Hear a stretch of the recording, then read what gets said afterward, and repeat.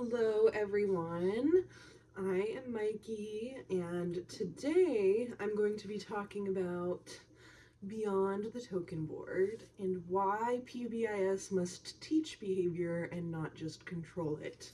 In my day-to-day work, I serve as a district level autism support coach across our K through 12 schools. On any given day, I'm traveling between elementary classrooms and high school halls. I help teams build rapport with neurodivergent students, kids with autism, ADHD, trauma histories, and complex behavioral needs. I help design interventions, collaborate with supervisors on BIPs and IEPs, and I coach classroom staff how to put those plans into practice. Before stepping into this role, I worked as an RBT in clinical ABA, or an applied behavior analysis setting. I loved working with my clinical clients, but in honest truth, I missed the school community. So while my brain is heavily wired in behavioral science, I try my best to keep my language focused on PBIS, which is Positive Behavioral Interventions and Supports. But hey, if a little clinical ABA jargon slips out during this talk, you'll know why. Now, whenever people hear about my job, all they seem to care about saying is, oh, you must get bit, or you must be a saint, I could never do that. But today I'm going to talk about one of the reasons why I genuinely love this work so much. Let me throw out a scenario. How many of you have gotten completely ticked off when you sent a dysregulated child out of your room and 20 minutes later they come back with a sucker all happy from the main office? It's a hypothetical scenario that I hear from educators all the time, and I get it. It feels like a slap in the face when you're trying to maintain structure and safety. But assuming everyone is safe and you have capacity for the moment, what would happen if you didn't send that child away? What would happen if we stripped away the daily stressors and focused on what the child actually needed to learn in that moment? That question gets to the core of PBIS. PBIS is meant to be a proactive system, not a reactive one. It's not about waiting for an explosion and reacting with consequences. It's about setting up the environment and actively teaching appropriate behavior before the crisis happens. As Ochoa and Welch point out in chapter 7 of our text, PBIS operates inside a broader multi-tiered system of supports. And in RTI framework, Ochoa and Welch highlight that Tier 1 and Tier 2 behavioral supports are meant to be proactive educational environments. They rely on explicit instruction of social emotional expectations for all students long before the behavioral escalation occurs. Yet, too many schools drop the instructional side of PBIS and revert to reactive carrots and sticks. We rely heavily on punitive discipline, detentions, loss of recess, office referrals, in-school suspensions, but we have to ask ourselves, is the response equal to the crime? Is removing a child from instruction for 45 minutes a proportionate educational response to a child having an emotional meltdown? When our only answer to behavior is exclusion and punishment, we directly feed the school to prison pipeline. We push our most vulnerable neurodivergent and trauma impacted students out of the learning environment and out of the community. Punishment assumes the child already knows how to meet the expectation and is simply choosing to be disobedient. But punishment just suppresses behavior temporarily through fear or compliance. It leaves the child's underlying skill deficit completely untouched. To teach a child a replacement behavior, we first have to understand how behavior actually works. If we don't stop to understand the function of behavior, we sometimes end up accidentally reinforcing the exact behavior we were trying to stop or provide a replacement behavior for. You remember that sucker analogy from like 3 minutes ago? Or what about sending a student out of math class when they're frustrated, but they're frustrated because they don't want to work? If a student is acting out because the math sheet is too hard and then we send them into the hallway, we didn't punish them. We just gave them reinforcement by letting them escape the math task.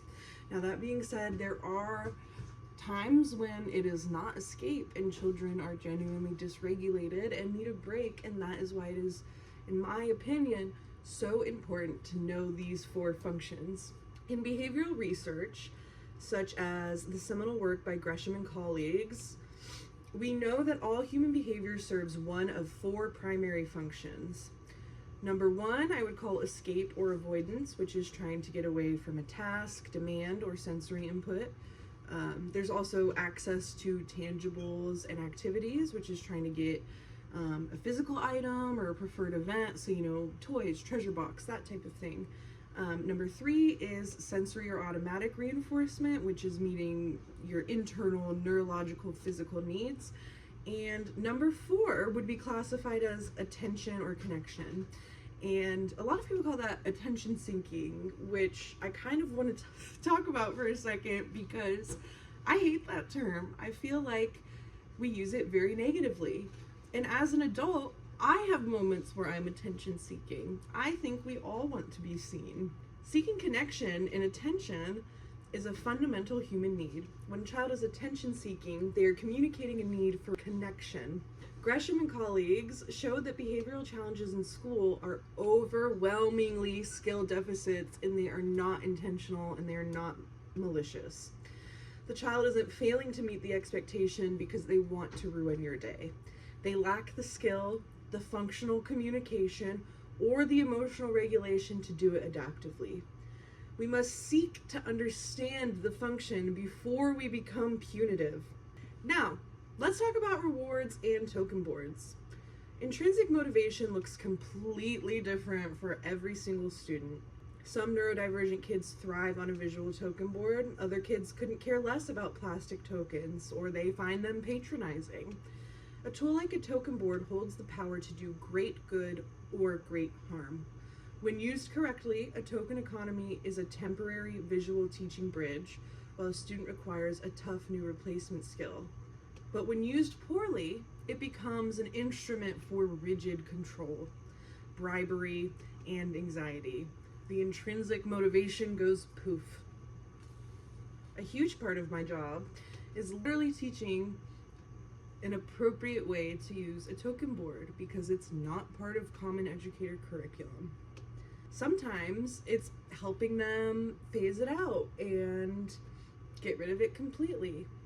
Like I said, every child is vastly different. In their 2020 research on PBIS implementation, scholars Sugai and Horner emphasized that PBIS was never designed to be a transactional bribe system.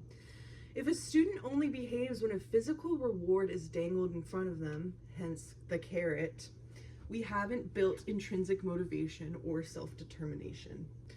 Let me address the elephant in the room. I know that classrooms are unpredictable and intense and chaotic and sometimes even exhausting. Saying just teach the skill sounds great in theory, but when you have 25 to 30 students in the room, it is hard. But what happens when we shift our perspective?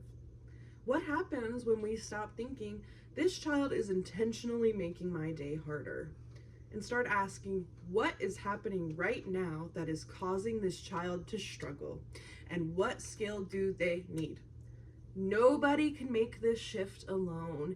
It takes a village of support, of exceptional education professionals, of admin. It takes everyone. We have to celebrate the small wins when a child uses a brand new replacement skill, even if it isn't perfect yet. This is PBIS directly. Behavioral science backs this up with a critical stat. Research in PBIS framework shows that negative words and corrections stick around much longer and impact the human brain far more deeply than positive words. That's why PBIS research highlights the 5-to-1 ratio. We need at least 5 positive skill-affirming interactions for every 1 correction and critique we give a student. If our entire day is just correcting, penalizing, and nagging, we destroy rapport, sense of belonging, and we extinguish intrinsic motivation completely. To wrap up, PBIS at its core is an educational equity framework. When we reduce behavioral support to simple rewards and punishments, we fail our students. We penalize neurodivergent kids and kids with trauma for lacking skills that nobody has explicitly taught them.